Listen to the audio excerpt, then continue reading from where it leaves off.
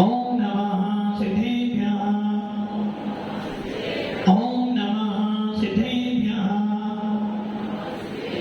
यदर्चा भावेन तमुदितमनादरे दुर्यः क्षणादा सिद्धतर्गी ननगणितमध्या सतनिधि लभन्ते सत्प्रत्या शिवसुखतमानं चिन्मुदता महावीर स्वामी महावीर स्वामी महावीर स्वामी नयन पथिगामी भवतु मे दुर्वाह बंधननितं ज्ञान दर्शननायिका चारित्रानं गंभीरा मोक्षे मार्गोपदेशिका पंच प्रवृत्ति भगवान की एकाधिनाथ भगवान की अंतिम सत्संगपति भगवान महावीर स्वामी की आचार्य श्री कुंद भगवंत की आचार्य श्री उमा स्वामी भगवंत की आचार्य गुरुदेव विमल सागर जी महाराज की आचार्य गुरुदेव सरस्वती सागर जी महाराज की तीन कमलों करो मणि रजो की द्वादशा निर्मणी माता की बोले वात्सल्य मूर्ति दिव्य तपस्वी आचार्यों की राज प्रधान आचार्य 108 सुंदर सागर गुरुदेव की मोक्ष मार्ग सुनेकारं भेदारं जगदोपता ज्ञातारं विषय तत्त्वानां बन्धे तदगुणलब्धे आचार्य उमा स्वामी भगवंत की भव्य आत्माओं समय बीतता जा रहा है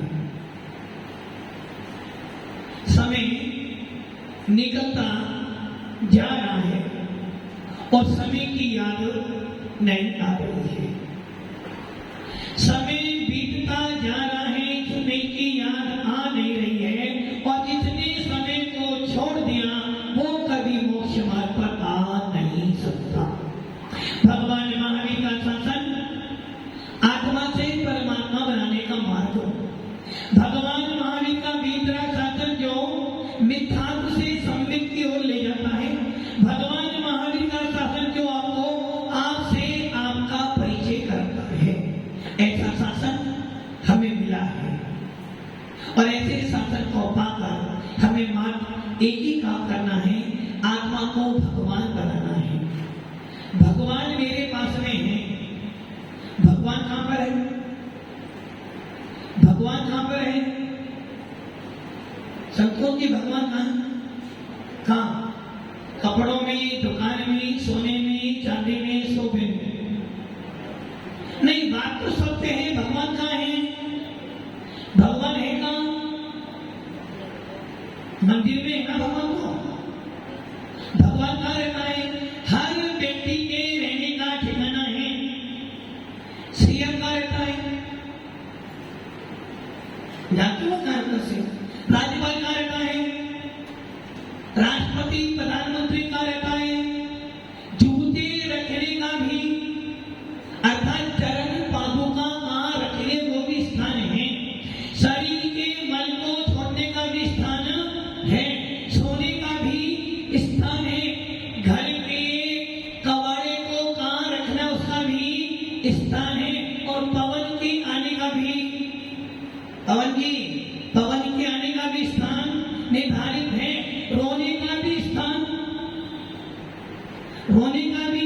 निर्धारित है पहले समय में राजाओं के बहुत सारी रानियां होती थी और बहुत सारी रानियां होने के साथ साथ में एक महल ऐसा होता था जिसमें रंग नाच होता था एक महल ऐसा होता जिसमें सबके सब आपकी भाषा में डाइनिंग टेबल पे लंच डिनर करते थे एक कमरा ऐसा भी होता था जहां पर सारी सभाएं बैठती थी और एक सभा ऐसी भी होती जिसमें राजा सोता था और एक सभा ऐसी भी होती कि सभा में एक महल ऐसा भी होता था जिसमें रानी के लिए कोप भवन होता था क्या कोप भवन देखा होगा सुना होगा हर चीज का स्थान है पानी रखने का भी हाथ धोने का पानी अलग पीने का पानी अलग धन रखने का भी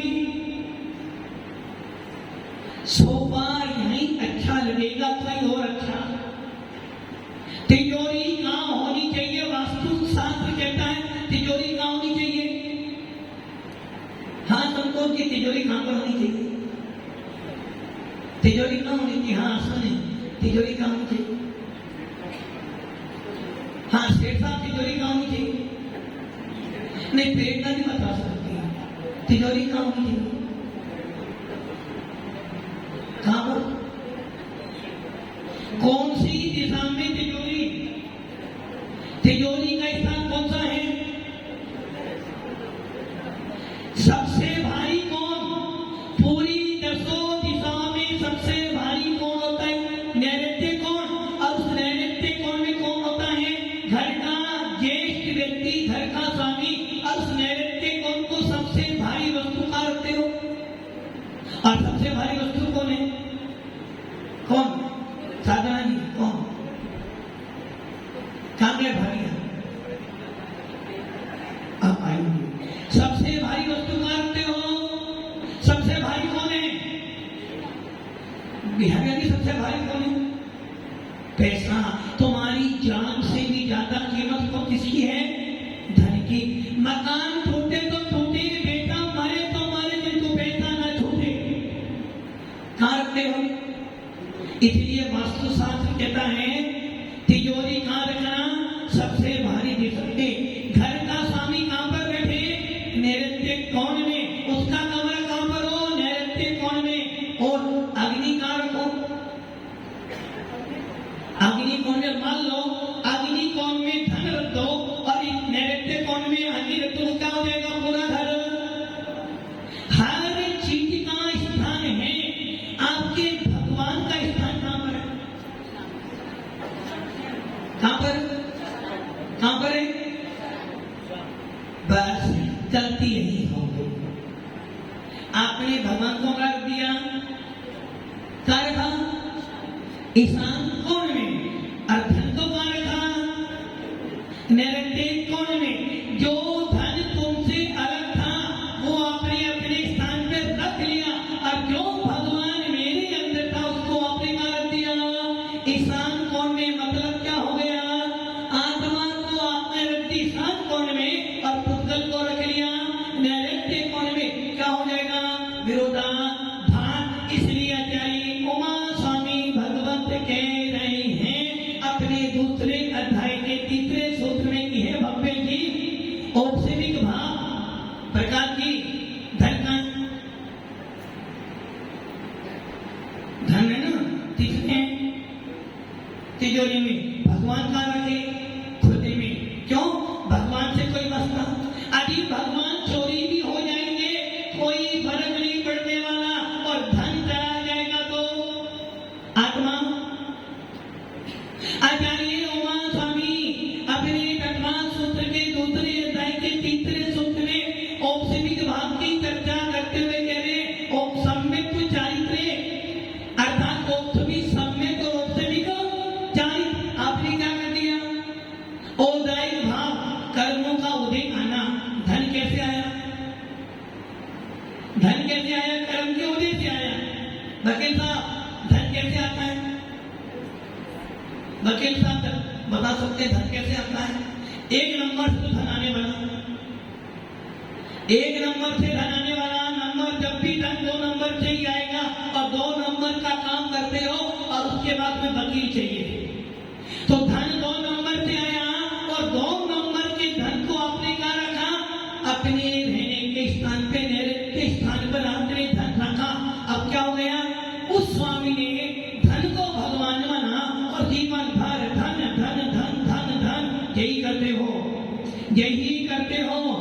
और 10-15 दिन बीतने दो, फिर बताऊंगा क्या करते हो। धन के लिए धर्म छोड़ते हो, धन के लिए देवता गुरु को छोड़ते हो, और धन के लिए अपने सम्यक दर्शन को भी मलिन कर लेते हो। धन का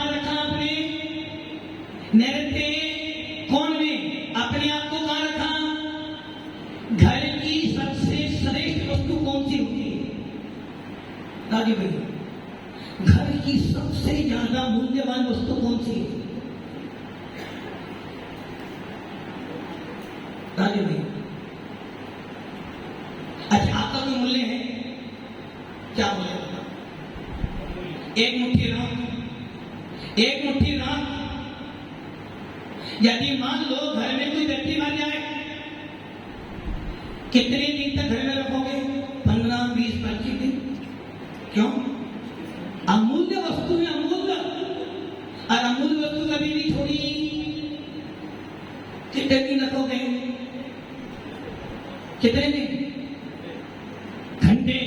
और घंटे के अंदर भी बदबू को, और यदि ज्यादा समय रख लो तो लोग कहते हैं आसपास से, भैया मुर्दे घर में नहीं रहते, चलो बाहर। और धन का है, धन का रखा हमने, धन का रखा। सबसे कीमती वस्तु कौन सी है घर की? घर की सबसे अमूल्य वस्तु कौन सी है? प्रेरणा जी।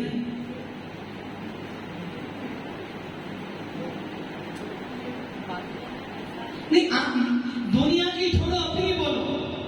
घर की सबसे अमूल्य चीज किसमें रखते? तिजोरी में। तिजोरी के अंदर ताला, ताले तिजोरी के बाहर ताला, बाहर ताले के बाद फिर जेब में ताला। अब वो कौन है? धन, सोना, चांदी। इसको तिजोरियों में रखते हो, और इसके चोरी हो जाने पर आत्मा निकल जाती है, और इसके आने पर आत्मा बढ़ जाती है। तो आपने क्या करा? जो आपका स्थान था नैवेद्य कौन, उसमें आप बैठे थे, और आपने किसको जोड़ा? धन को अपना माना और अपने पास में रखा, जबकि जान रहे हो धन आपके सामने। सेठ जी फिर भी धन से पीछे भागते हो। महाराज का प्रदर्शन हो ना हो कि तो धन कमाने जरूर जाना है।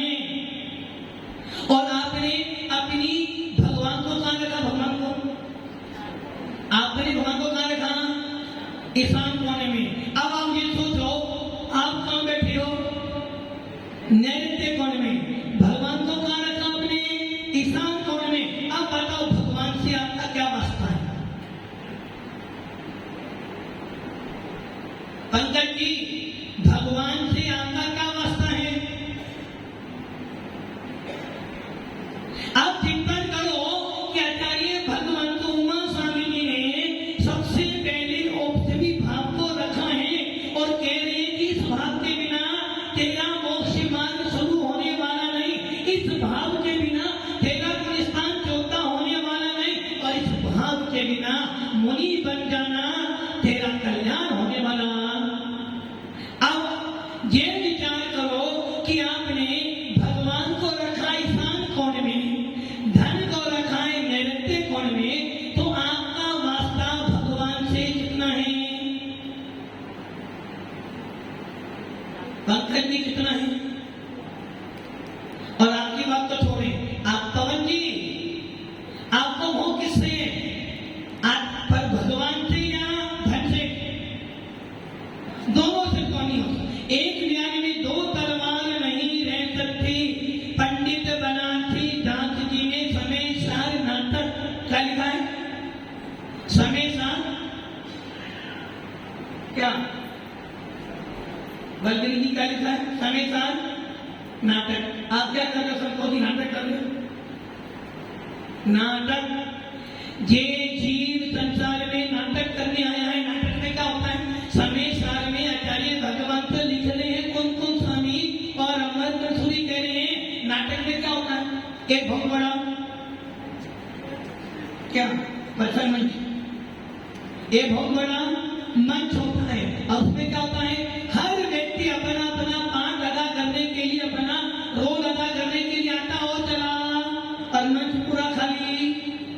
उसी प्रकार ये संसार एक रंगमंच है, और इस रंगमंच पर कभी जीव तत्व आता है, कभी पुतल आता है, कभी आश्रम आता है, कभी पंख आता है, कभी निद्रा आती है, कभी मोक्ष आता है, और पूरा संसार भरा हुआ है।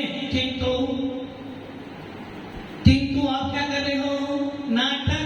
किसका नाटक? मेरा बेटा, मेरी बेटी, मेरा पति, मेरी पत्नी, मेरा परिवार, मेरा पापा, मेरा मम्मी, ये सब कर सकता है नाटक?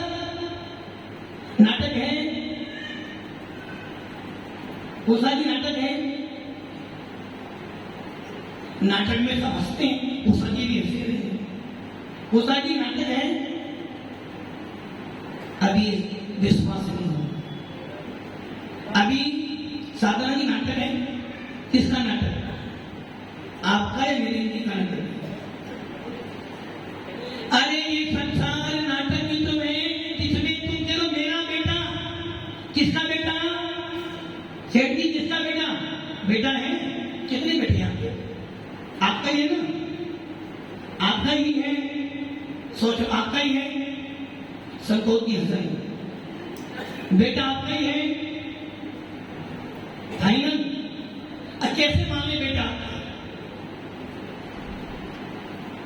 सेठ जी कैसे माने बेटा आपका है? क्या करें? राजू जी बेटा इनका ही है, आपको कैसे पता? तो फिर कोई गड़बड़ी, बेटा आपका ही है। अरे यदि बेटा मेरा होता तो मुझे जलाकर नहीं आएगा। यदि बेटा मेरा ही है तो कभी उसका मरण। अरे किसका बेटा?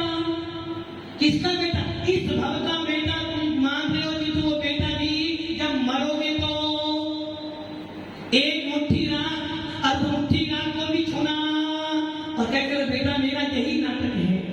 नाटक, यही नाटक करो बेटा मेरा। पत्नी किसकी है?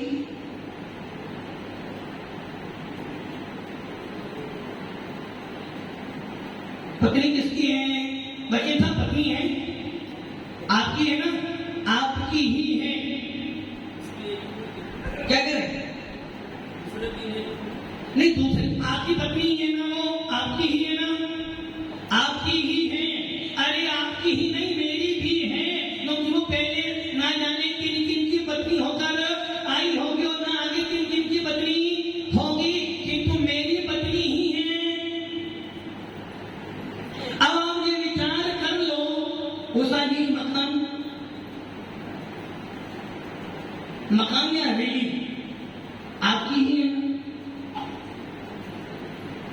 क्या ये हमारी ही है? महाराज रस्ते करिए, मजबूत रस्ते करिए, कोई छीन नहीं सकता, मेरी ही है। कब तक? कब तक?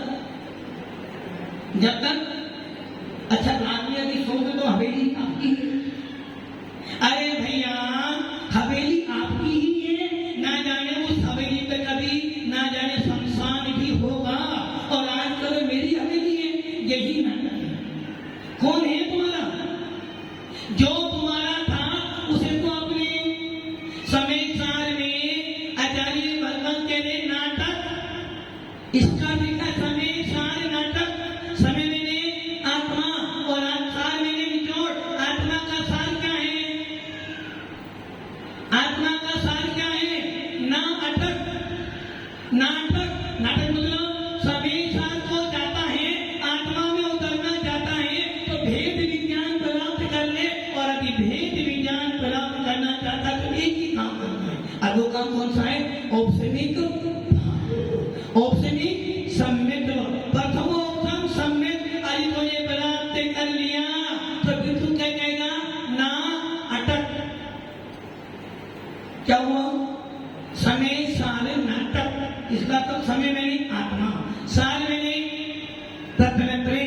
सब आत्मा का सार है रत्नत्रय, और उसको धारण करने वाला ना अटक। क्या संतोष की? ना अटक,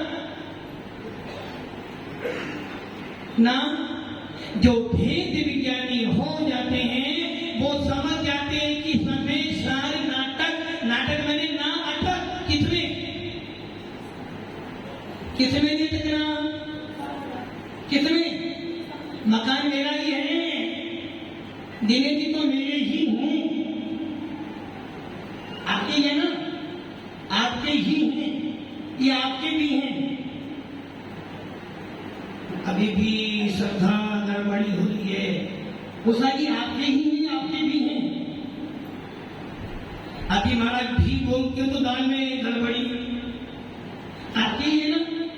बस यही नाटक है। मेरे भी हैं, ना जाने दिनेश जी की प्रिया पहले कितनी और मेरी पहले कितनी होंगी। इसलिए समय शान को पढ़ने वाला आचार्य आचार्य क्या कह रहे हैं, समय सार को पढ़ने वाला कौन, जिसने औक्षणिक भाव को प्राप्त किया है या जो सम्यक दर्शन को प्राप्त करना चाहता है। इसलिए उमा स्वामी बार बार एक ही सूत्र के बारे में करें, भैया तू क्या कर, औक्षणिक भाव को प्राप्त कर, प्रथमोत्तम सम्यक दर्शन को नहीं प्राप्त कर लिया, तेरा गुणस्थान कौन सा, कौन सा, किसका, उनको आपका नहीं, उमा स्वामी का, आपका अधिष्ठान गुणस्थान चौथा हो जाएगा। वो कहेगा नाटक ना अटक, किसमें नाटक, जब समय सार का सार सम्यक दर्शन था और वो सम्यक दर्शन मैंने प्राप्त कर लिया है, तो ना अटक, किसमें नाटक, महल में, धन में, बच्चों में, परिवार में ना अटक, ये सब नाटक की कंपनियां हैं जो तुझे ठग रही हैं। और जब एक बार भेद विज्ञान हो जाए, एक बार सम्यक दर्शन हो जाए, तो वो व्यक्ति सोचता है ना अटक, और जो नहीं अटकेगा संसार में वही समय साथ को प्राप्त कर पाएगा। राजू जी क्या देखे, खुद भाव बन गई, क्या के घर जाएंगे और क्या के भाव बन गए, नहीं श्रीफल तो वो भी चढ़ा चुके, श्रीफल चढ़ाना भी किन भावों से, एक श्रीफल आप पूजा में चढ़ाते हो, एक श्रीफल आप अपने काम के लिए चढ़ाते हो, एक श्रीफल चढ़ाते हो रहे सदा सत संगे उन्हीं का ध्यान उन्हीं का नीते रहे, उन्हीं जैसी चरिया में ये चित्त सदा अनुरक्त। जिस समय रक्षाबंधन के दिन 6 जनों ने श्रीफल चढ़ाया था, किसने चढ़ाया था श्रीफल, किसने चढ़ाया था, किसने चढ़ाया था, इसलिए चढ़ाया था जो तू है वो मैं हूँ भगवान। नैवेद्य कोने में कौन बैठा है, धन, ईशान में कौन बैठा है, भगवान। हे आत्मन, मैंने अभी तक यही समझा था, किंतु आज बोध हो गया है कि भगवान ईशान में नहीं, मेरे पास रहते भगवान आत्मा को पर्याय में प्रकट करने के लिए, उस मुनि मुद्रा को भाइये में प्रकट करने के लिए, अपनी आत्मा का छठा को स्थान प्रकट करने के लिए, अपने सामान्य भेष को प्रकट करने के लिए, अपनी मुनि मुद्रा को प्रकट करने के लिए मैं भावों से एक श्रीफल चढ़ा रहा हूं उन चरणों में जिनके प्रसाद से मुझे सम्यक दर्शन पूर्वक आत्मा को स्थान मिलेगा। और जब श्रीफल चढ़ाया तो निश्चित हो गए, अब मैंने अपना जीवन किनको सौंप दिया, किनको, संतोष जी, किनको, किनको, संतोष जी को दे दिया। आपकी लाइफ का निर्णय कौन करेगा, श्रीमती संतोष जी कौन करेगा, कौन करेगा, आप स्वयं करोगी, सोच लोगे। अभी अभी अभी आपके भाव बन जाएंगे, माता जी बन गए, सबसे पहले किससे अनुमति लोगे, किससे, नहीं वो तो नहीं, आदि मंदिर में दान भी देना है तो पहले संतोष जी से परमिशन दो, लेनी तो पड़ेगी।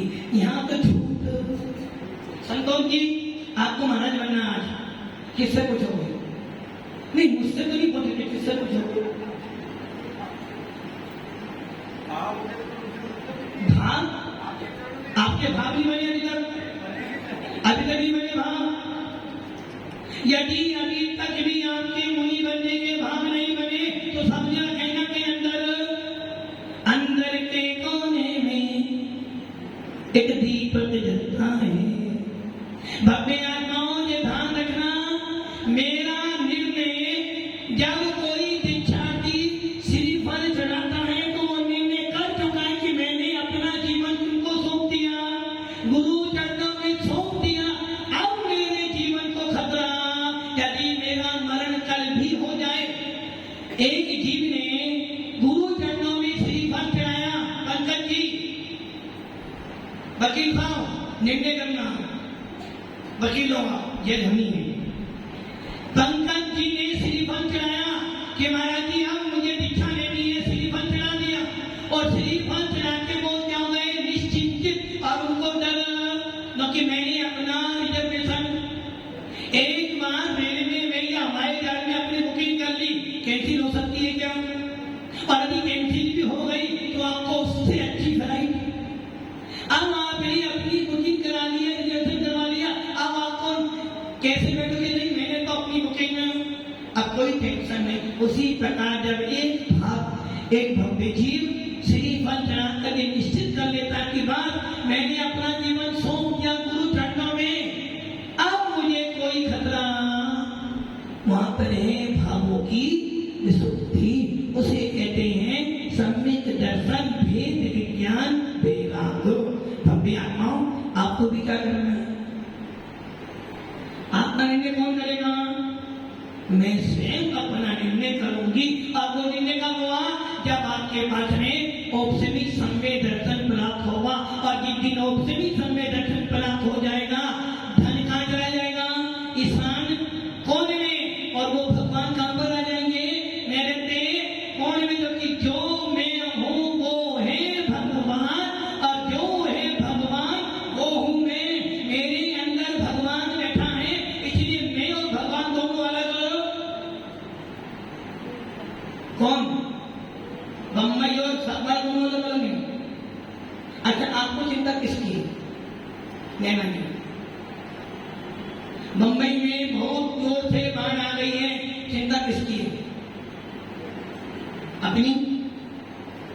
बस यही गड़बड़ी भव्य आत्माओं, हमारा भगवान मेरे पास में है, धन मेरा नहीं भगवान मेरा है। और जो मेरे पास भगवान रहता है उसकी चिंता सम्यक दृष्टि जीव करता है, और जिसको एक बार सम्यक दर्शन हो जाएगा वो भगवान आत्मा को प्राप्त हो जाएगा। हम सब भी भगवान हैं, भगवान हैं। अब आप भगवान कैसे हो ये चर्चा कल करेंगे।